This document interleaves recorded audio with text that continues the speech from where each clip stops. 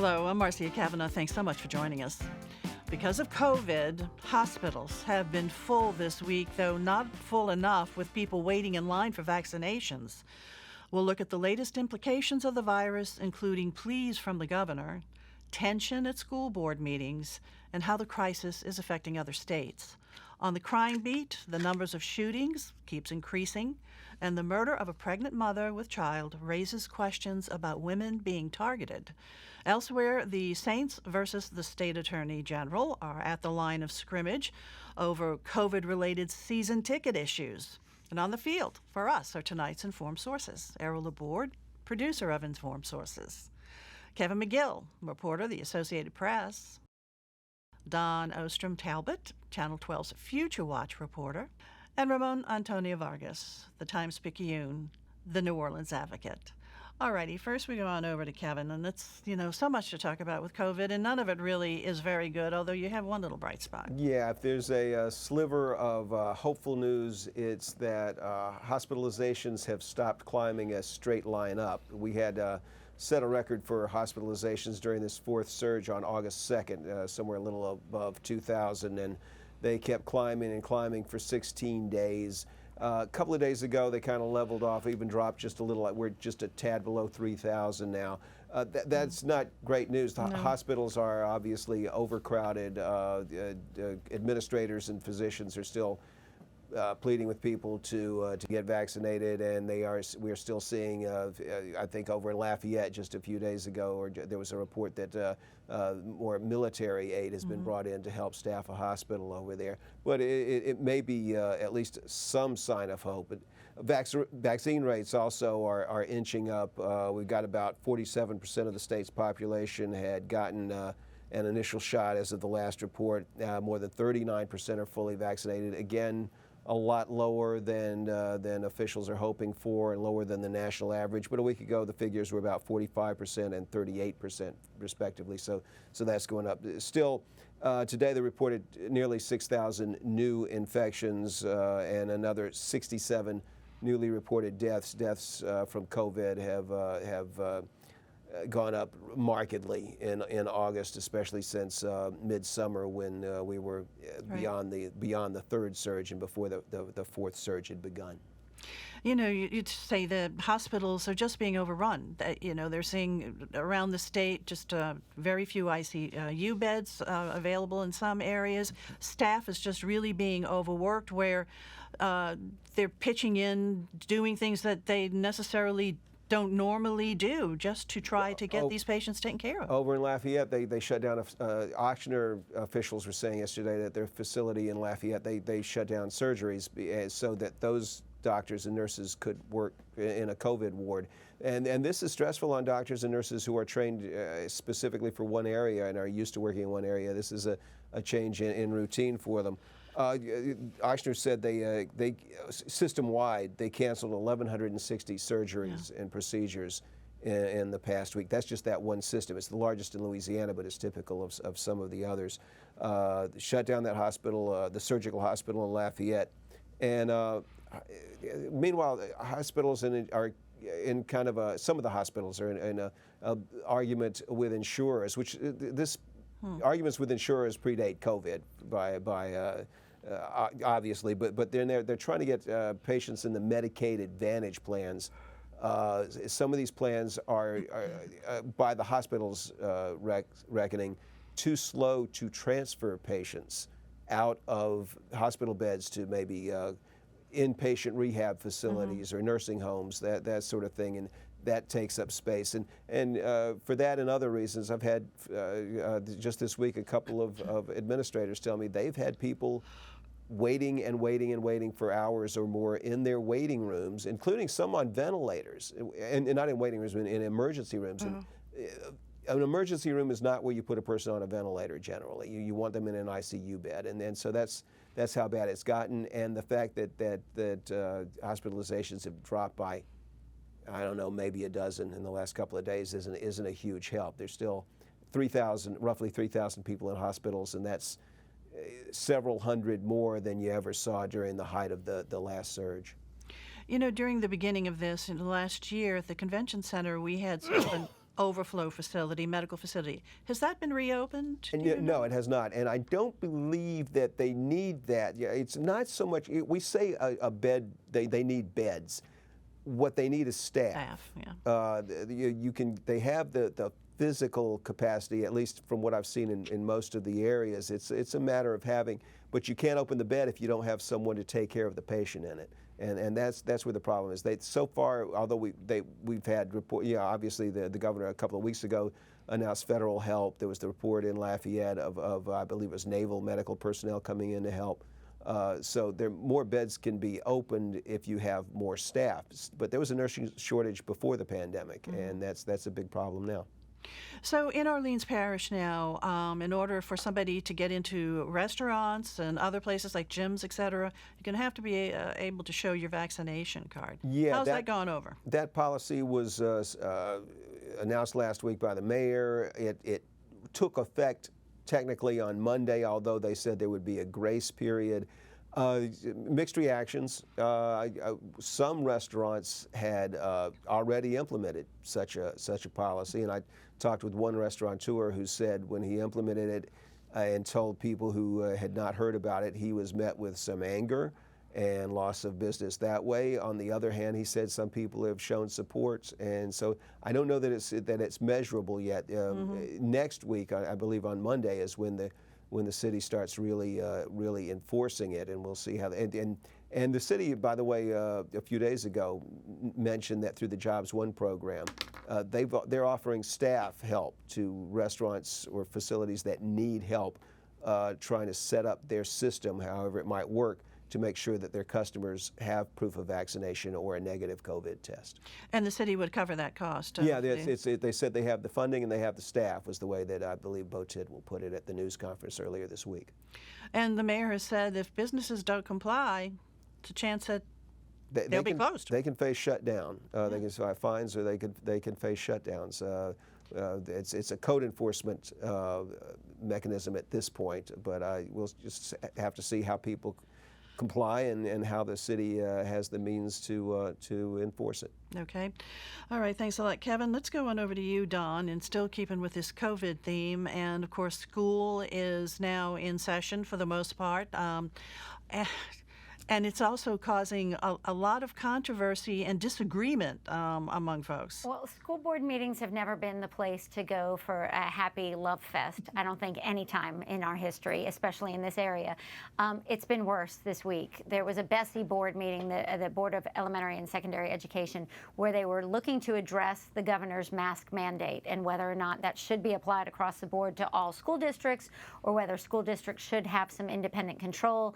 That meeting couldn't continue because of debates over the people in the meeting room being masked or unmasked. They voted to shut the meeting down without making any decisions because there was a fight. There were several people in the meeting room who refused to be masked for that meeting. So as it stands now, because they didn't make any decisions, the governor's mask mandate does still apply across the board, across the state. But it really depends on who you ask and where you are to see how strictly that's being enforced. You know, right across from St. Tammany Parish in Pearl River County, Mississippi, they had to shut the schools down because there was so much COVID early on in the beginning of the school year. They're shut down and going virtual for a couple of weeks. In our area, all of the schools are open and requiring masks in the public schools. In a private school, the governor doesn't technically have control over those buildings, but the Archdiocese of New Orleans has required masks. A lot of the independent schools are requiring masks just to not stir that hornet's nest up. Last week, children were 18% of the new COVID cases. That's not the way the numbers were with the last round. With the Delta variant, children are definitely getting sick and being sicker. So it's a tricky debate. The charter schools in New Orleans, more than half of the charter schools in New Orleans have band together, and they are now requiring their staff to be vaccinated. That wasn't a requirement before. They say that it covers about 2,500 teachers and staff who are teaching about 25,000 students, and they expect a lot of the other charter school organizations in the city to get on board with that mandate. The only way you're excused from that is for medical or religious reasons, and I talked to the Charter School Association today, they said they're not getting a whole lot of pushback on that. So it really, truly does depend on geography, where you are in the state. I was talking with someone whose mom teaches in St. Mary Parish, and the mask mandate there is in effect, but the masks might be like this or like that. You know, it's tricky, especially with little ones when it's 100 and however many degrees outside, right. keeping them masked. So it's tricky. The mandate is in place. It's supposed to cover all public schools statewide. The state attorney general said, is this even a place for the governor? Shouldn't it be a Bessie decision? But then you have the Bessie board unable to even have a meeting to make the decision.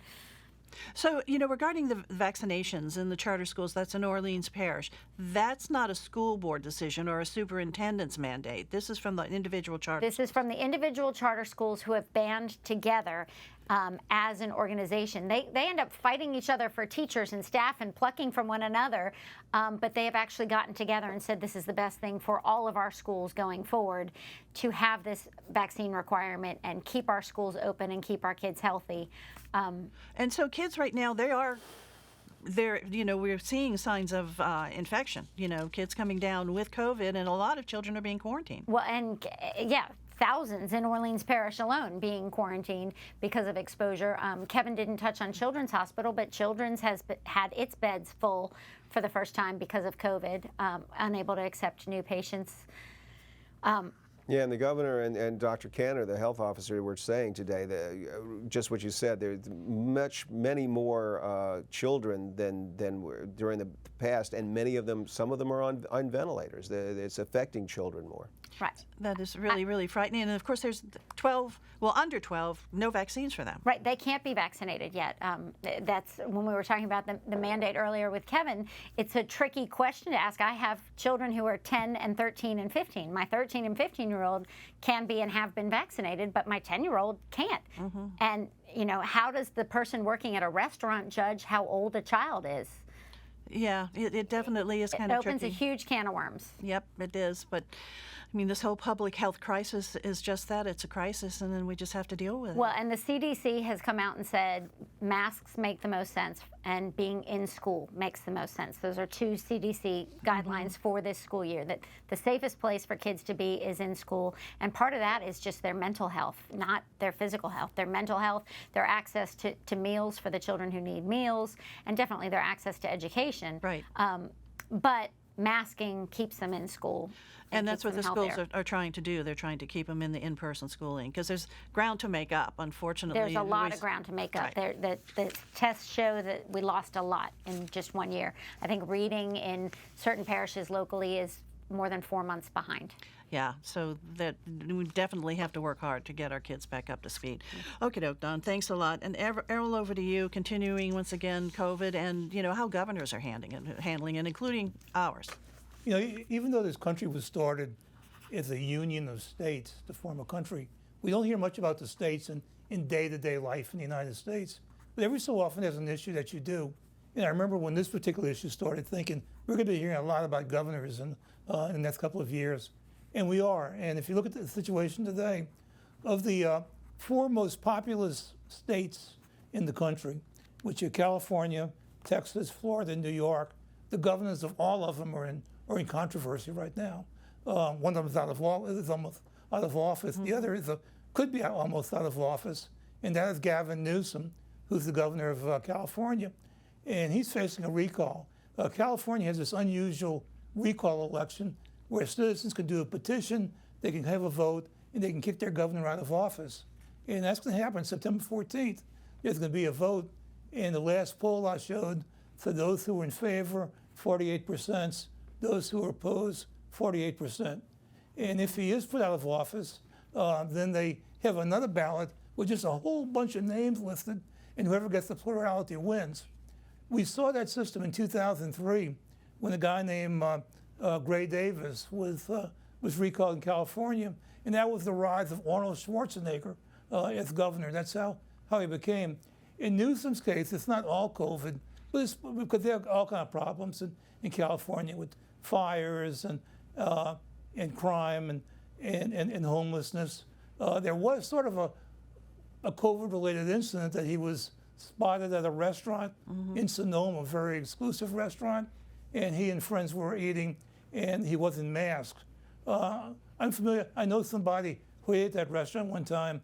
It's called the French Laundry. There was two of them, and their bill was $3,000. So it is a little bit on the high end.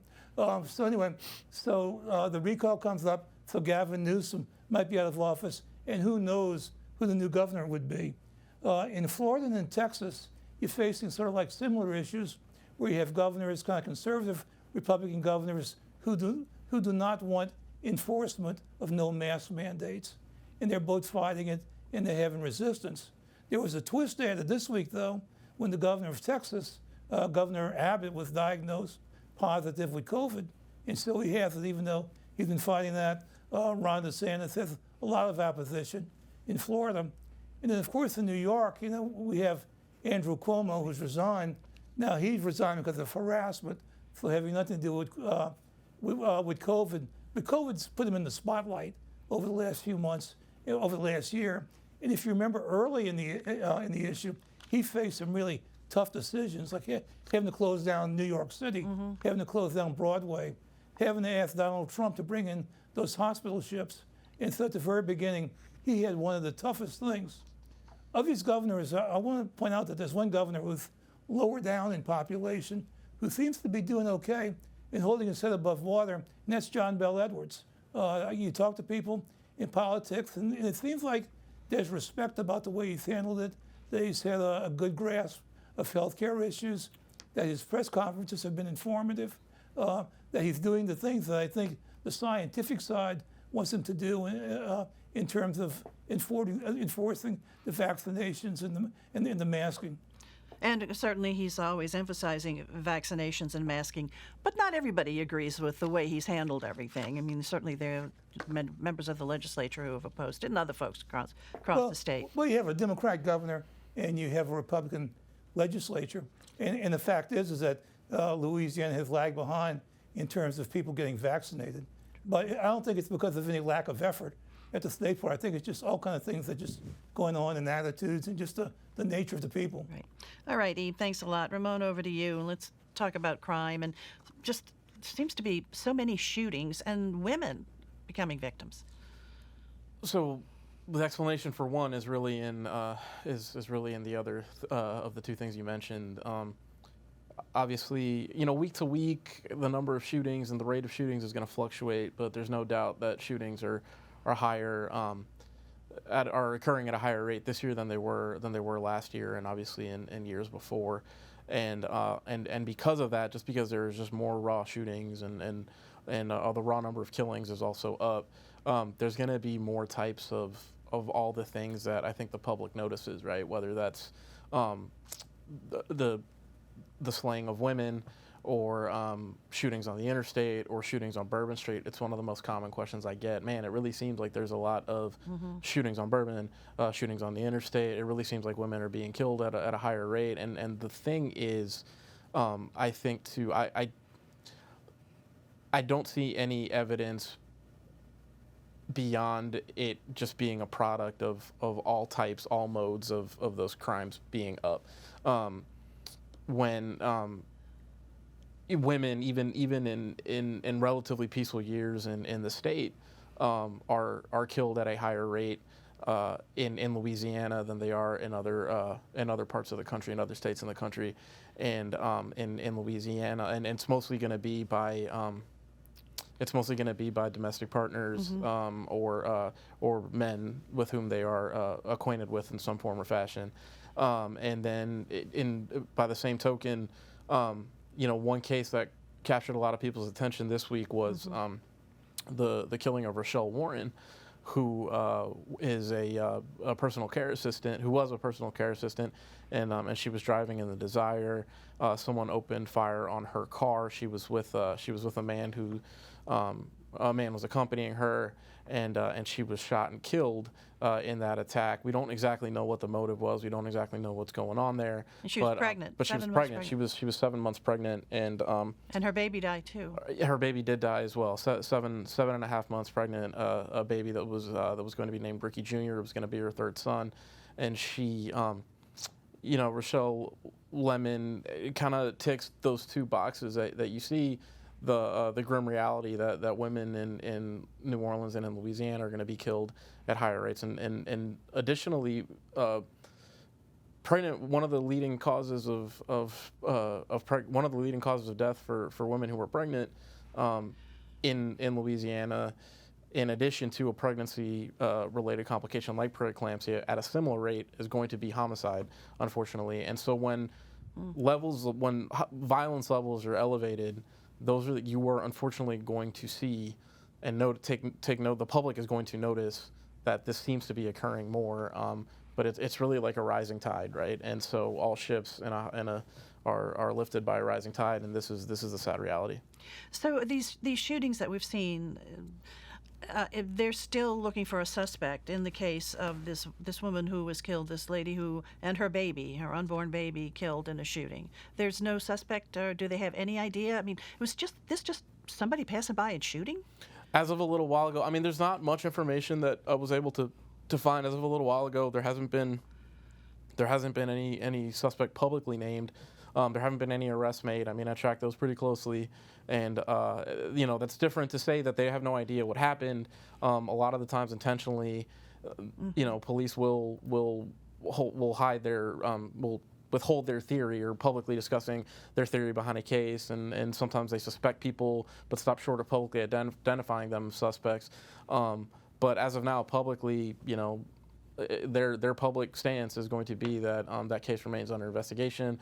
No suspect, and no information on the suspect releasable, and no possible motive releasable either. Ramon, a few weeks ago, after a bad night in the French Quarter, the chief had a press conference, and he said there seems to be a lot of incidents by people shooting who are from out of town. Mm-hmm. Is that accurate? Have you seen anything to qualify that?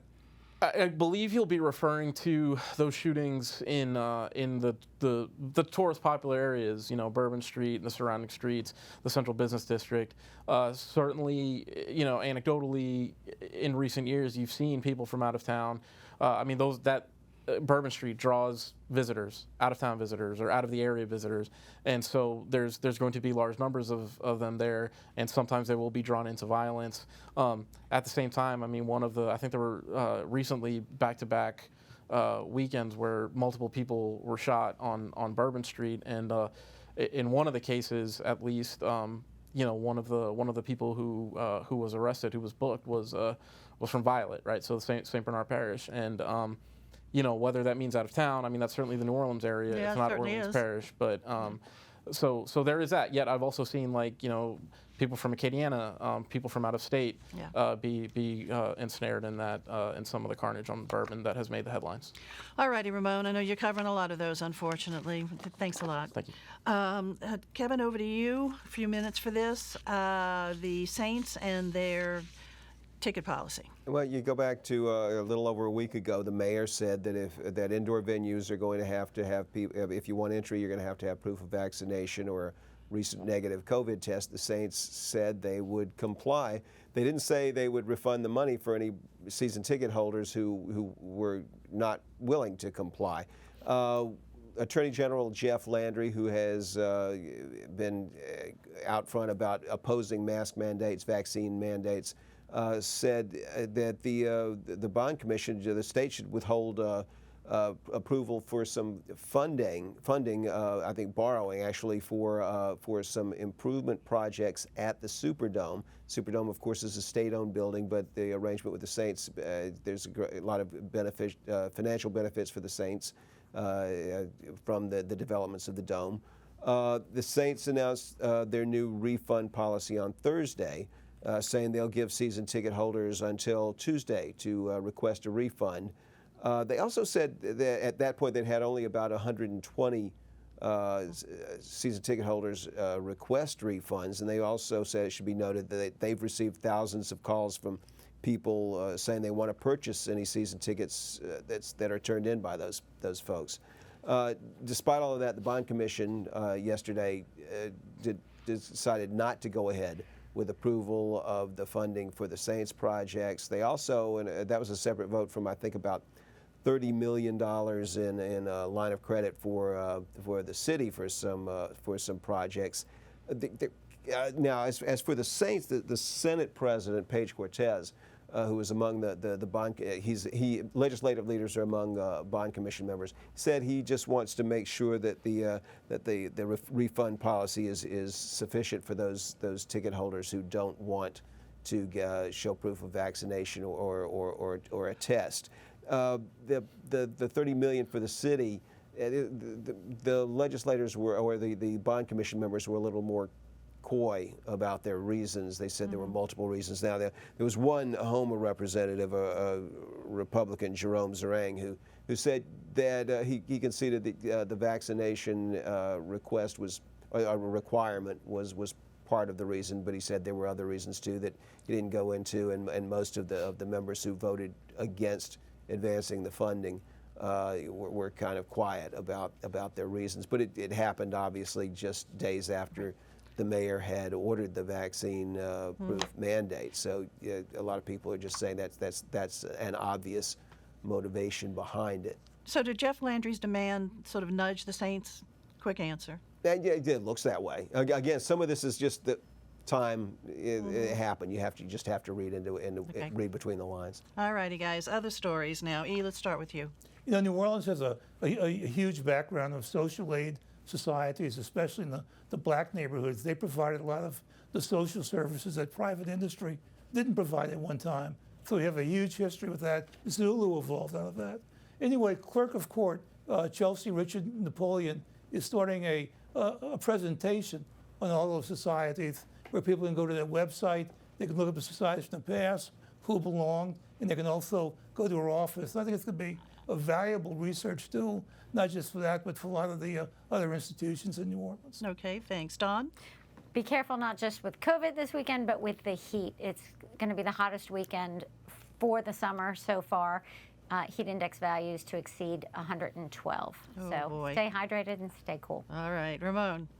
Today we were able to obtain, the Times-Picayune was able to obtain the causes of death for the 6 members of the Sea Corps Power whose bodies were recovered after the lift boat capsized in the Gulf of Mexico on April 13th, and so we'll have details of that on the website tonight and in the paper tomorrow. All righty, Ramon. Kevin? Just keep an eye on federal courts. They've become a hotbed of activity in the fight between the Biden administration and Republicans who want to keep alive some, who either want to kill some Biden administration initiatives like the oil lease cancellations or suspensions, and we want to save the Trump administration's Remain in Mexico policy. All righty. All right, guys. Thanks a lot for joining us, and thank you all for joining us, too. We'll see you again next week for Informed Sources. Have a good evening. Bye, everybody.